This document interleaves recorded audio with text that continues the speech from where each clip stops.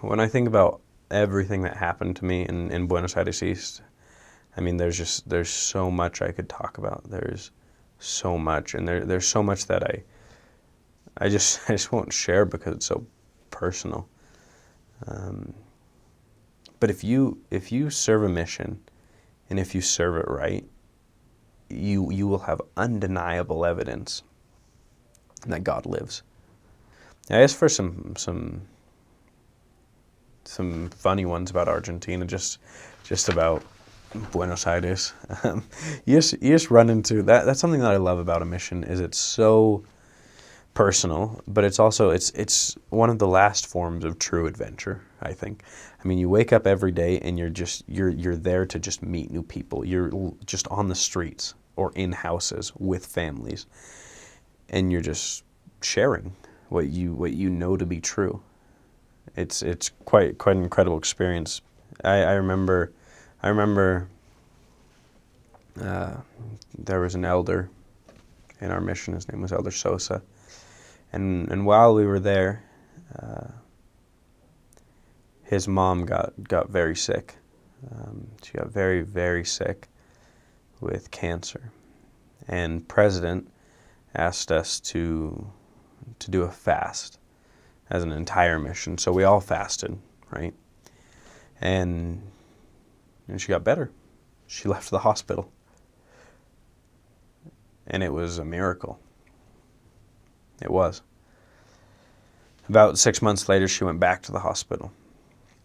The president asked us to fast. We did, and she passed away. But what was really interesting about this week is that we had just given out a challenge to each missionary that very day that they would give out 20 copies of the Book of Mormon in one day, which was quite a few.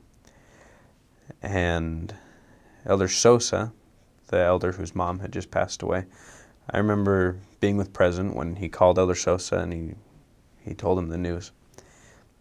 And it was heartbreaking. I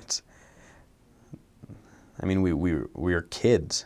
No kid should go through that. And I felt so bad for him. But I remember as Elder Sosa went throughout his day, when I finished the day, I got a text from him, and they were reporting their numbers, and Elder Sosa had given out all 20 Book of Mormons on the day his mother died. And if that's not a testimony, then I don't know what is. Elder Sosa knew that families are eternal, and he knew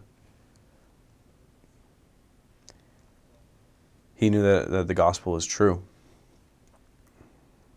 And he used that to drive him. He used that passion and that love to drive him. Now, on a separate note, at least I felt a little bit this way before my mission. I feel like a lot of people, a lot of us before our missions, we think, but I don't have that passion. I don't have that drive. I've never loved the gospel like that,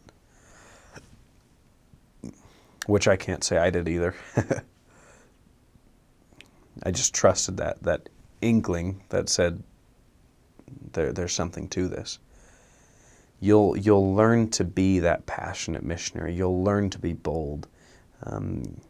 Heavenly Father, the Lord will give you the experiences to make you into something more than you are.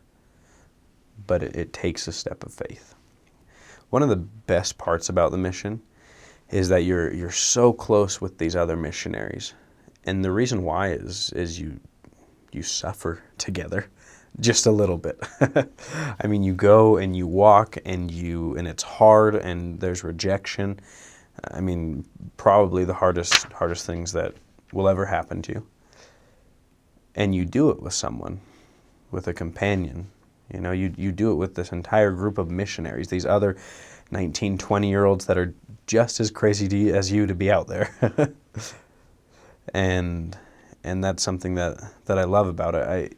Elder Holland, He quotes someone in one of his talks at BYU, and he says, "Love is what we go through together."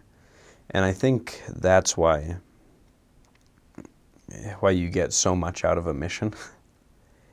Because you go through a lot together. You suffer, you walk, you get rejected together. There are very few relationships that are more important to me than the ones that I made on my mission.